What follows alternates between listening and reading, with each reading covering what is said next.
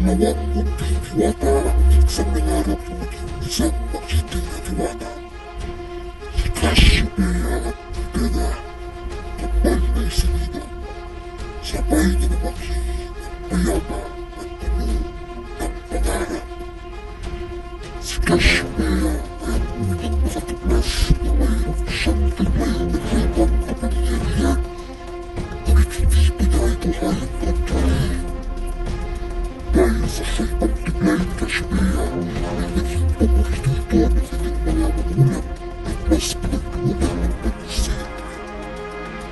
Ito'y nais na ipinaselos ni Medea na walang taglay na kapangyarihan, ngunit hindi hinayaan ni Cassiopeia na maging malungkot ng kapatid. Kung kaya't tinigay niya itong magsanay kasama niya. Naniniwala si Cassiopeia na hindi lamang siya ang may kapangyarihan, kundi pati na rin magkakambal. Ilang pagsasanay ang lumipas, ngunit dahil si Cassiopeia lamang mas lalong lumakas. Walang kapangyarihan na magpas kay Medea, kahit ang hirap niya sa pagsasanay. Mas lumawak ang ambisyon ni Cassiopeia na maging isang malakas na diwata. Dahil sa ambisyon ni Cassiopeia ay napagposisyonan ito sa sentro ng iyong teritoryo upang mas palawakin pa ang kanyang kapangyarihan. Kapag si Medea sa ambisyon ni Cassiopeia ay nais lamang ito, ay sila ay magkasama ng dalawa. Ngunit nangako nila sa kanyang mga magulang, nais na ikalapit ito ang Medea na wala sa kanyang kapatid. Ngunit unang pa siya ni Cassiopeia. Nais sana nitong isama si Medea upang maglakbay at tumuglas ng bagong lupain. Ngunit pinili ni Medea na hindi iwan ang lugar kung saan siya nanggaling. Maliban sa lungkot ay nagsasaya si Medea kay Cassiopeia sa pagiging isa ni Medea at piniliwanan siyang mag-isa. Sa pag-iisa ay nabuo ang galit at tuwag sa puso ni Medea. Doon naramdaman niya na hindi kapangyarihan siya na ngayon lamang niya nagkakaisa. Isang kapangyarihan dahil siya lamang ay mahal. Akala ni Medea na si Cassiopeia lamang ang malakas at siya ang mahina.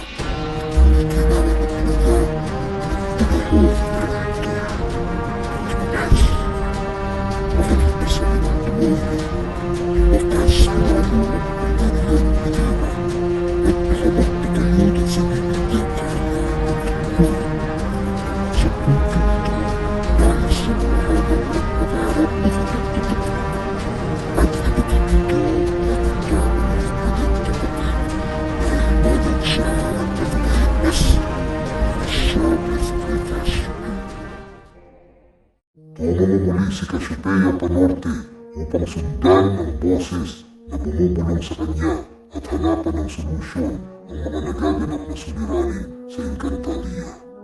Isang lugar na pamilyar sa kanya, ang Ninive, ang lupaing kanyang pinanggalingan.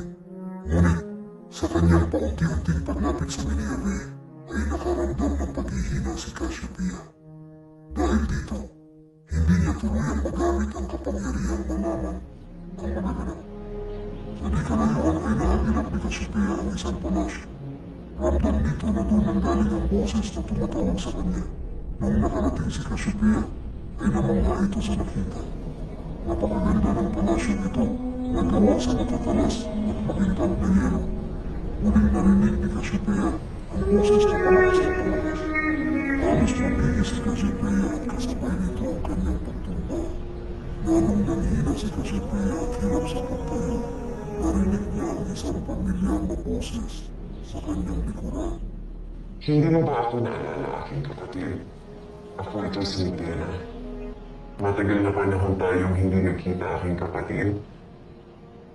Nananalig ka ba sa akin? Nagulat si Cassiopeia sa kanyang nakita. Si Medea ang kanyang kakambal. Hindi makapaniwala si Cassiopeia na makitang buhay ang kapatid dahil ang alam nito na ito'y pinasama ng mga barbaro. Ipamangiti na na ang kaharap ngayon ni Cassiopeia, ngunit nagtataka ito kung bakit ito nakaligtas sa matinding naganap noon sa kanilang lupain. Ikwinento kwento nito ang tungkol sa kanyang pagbabalik sa Miniape. Ngunit nagalit si Midena. Walang Cassiopeia ang dumating ng panahon na iyon. Sinunod nila ang ating sakot, pinatay nila ang mga magulang natin at wala kami para iligtas kami Cassiopeia. Bumalik ako ni Midena, ngunit hinigilan ako ng ilang nakaligtas. Sabi nila wala na raw akong babalikan. Hindi ko nais na iwanan ko. Pinili mong lumisan kaya ako ang nagligtas sa sarili ko gamit ito. At ang kwento ni Cassiopeia na si Midena ang dahilan ng mga bagong suliranin sa Encantadia. Ikaw ang may gawa ng lahat ng ito. Nais makipagsaling puwersa ni Midena kay Cassiopeia upang sakupin ang buong Encantadia.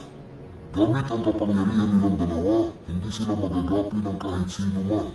Ngunit hindi sumang-ayon si Cassiopeia. Hindi niya kayang pagtaksilan ang Encantadia at lalong-lalo na si Emre. Itigil mo na ito, Midena. Nagsisimula pa lang ako, aking kapatid. Kung ayaw mong kakipagsalig puwersa sa akin, sisimulan ko ang laban na ito sa iyo. Sumabit si Midena kay Cassiopeia at umulong. Ano ang kapangyarihan mo? Nagtaka si Cassiopeia sa sinambit ng kapatid. Ipinakita ni Midena ang isang medalya na humihigop sa kapangyarihan ni Cassiopeia. Ito ang dahilan kung bakit nangihina siya. Kasi ang kapangyarihan mo man aking mahal na Kailangan, hindi na kayang magsalita ni Cassiopeia at nawalan na ito ng malay. Tumayo si Midena sa harap ng isang malaking salamin na gawa sa yelo. Noon, pinagmasdan niya ang apat na makapangyarihang brilyante ng kalikasan. Ito marahil ang susunod na putirya ni Midena upang pataupin ang mga diwa. Mapapasakin din kayo parang araw. Aking alaga, sasakutin natin sila ngayong hawak na natin ang pinakamamahal nilang maghaliman. Mapapasakin natin ang buong kanila.